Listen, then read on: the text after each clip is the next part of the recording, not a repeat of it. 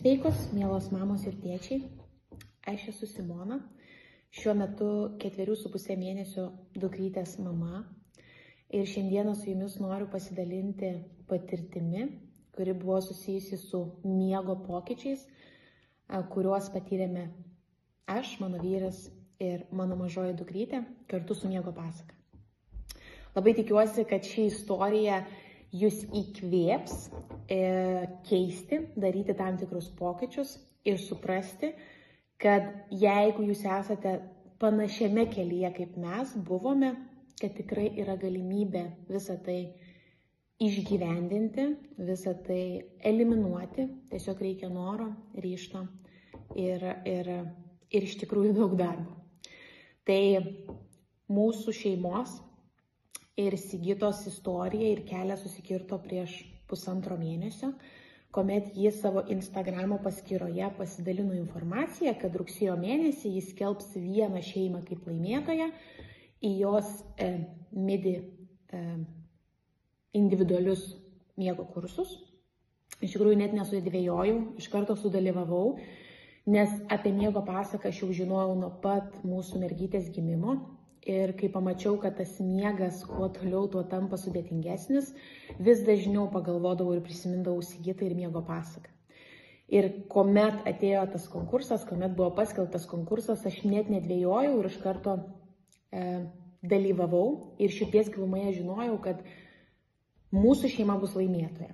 Kodėl? Todėl, kad maniau, kad Sigita ir miego pasaka mėgsta iššūkius.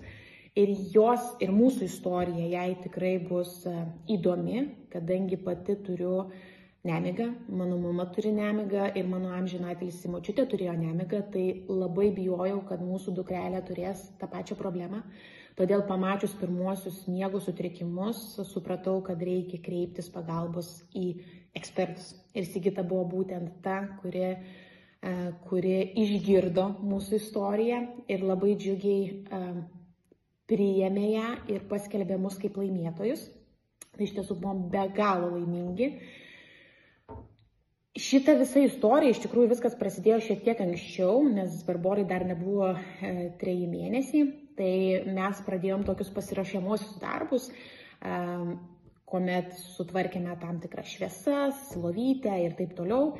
Ir tik tuomet, spalio 13 dieną, pradėjome savo miego programą. Norėčiau šiek tiek su jumis supažindinti su priešistorė, kodėl mes kreipėmės ir kodėl matėme, kad miegas tampa problema. Todėl, kad mūsų mažylė visuomet užmigdavo tik man ant rankų. Tai reiškia visi pietų miegeliai, 10 valandų aš ją nešiodavau ant rankų. Tai tikrai pasijuto tiek fizinis skausmas, tiek psichologiniai tam tikri niuansai. Tai čia vienas iš dalykų. Tai miegas visuomet ant rankų, užmigimas tik ant rankų, labai dažnas atsikėlimas, kas valandą, kas porą valandų naktimis. Negana to, ji turėdavo būti vystoma, kadangi ji buvo labai ir yra aktyvi mergaitė, tai su savo rankomis ji visą laiką save pasižadindavo. Negana to, jai reikėdavo visą laiką tamsos, marlės. Taipogi ji negalėjo visiškai sėdėti autokėdutėje, ji negalėjo užmigti autokėdutėje ir negalėjo užmigti vežimėlį. Tai mes turėjom tokią pilną puokštę tam tikrų miego sutrikimų, kurie laikui bėgant vis labiau išryškėjo ir mes supratom, kad mes tikrai turim kažką daryti.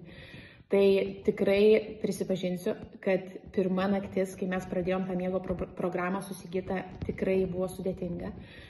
Nes vaikas verkė 3 valandas, ji labai užsispyrusi, kaip ir mama.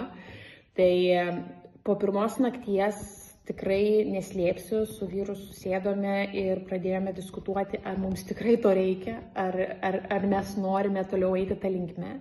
Tačiau aš drąsiai pasakiau vyrui, klausyk, jeigu mes išgyvenom pirmą naktį, kuri buvo tikrai labai sudėtinga ir kurioje mūsų vaikas miegojo be vystyklo, savo lovytėje ir išmiegojo iki ryto, tai vadinasi, kad mes einame tinkamą linkmę.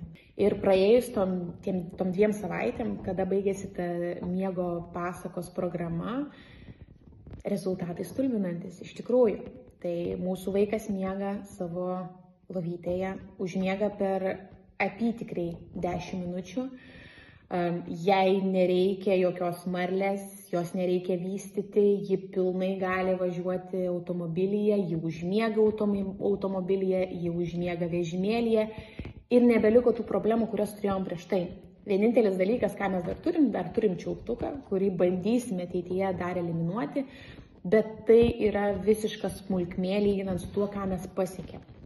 Tai iš tiesų visų pirma, norėčiau tikrai padėkoti Sigitai ir Miego pasakai, nes tai yra žmogus, kuris yra beprotiškai empatiškas, beprotiškai profesionalus, žinantis, ką reikia daryti, kaip reikia daryti ir iš tikrųjų beproto gelbstintis. Tai reiškia, kad Sigitą mes galėjome pasiekti bet kada, nesvarbu, ar po darbo valandų savaitgaliais ji visuomet būdavo pasiekiama, aktyvi ir stengdavosi bet kokią kainą mums padėti, nes matėsi, kad ji tikrai suprato ir žinojo, per ką mes einame. Tai visos kuo puikiausios rekomendacijos Sigitai ir aš labai tikiuosi, kad ši istorija, kurią aš jums papasakojau,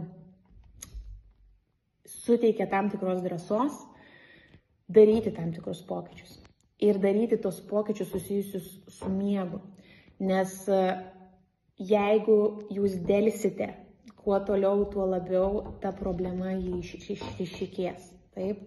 Tai aš labai tikiuosi, kad mano istorija, mano pasidalinimas su jumis suteikia tam tikrą šviesulį ir prasmę. Ir aš žinau, kad jūs, mamytės ir tėveliai, tikrai esate toje aplinkoje, kai visos kitos mamos ir tėčiai sako, tai viskas gerai, mūsų vaikas taipogi nemiegojo, miegodavo tik ant rankų, mūsų vaikas taipogi klykdavo autokėdutėje ir vežimėlyje ir jums dabar tai atrodo, kad tai yra normalu, bet tai nėra normalu. Normalu yra, kai vaikas ramiai, be streso, užmiega savo lovytėje, išmiega ir ryte pabunda žvalus su šypsena ir leidžiantis ne tik savo pailsėti, bet pailsėti ir jums.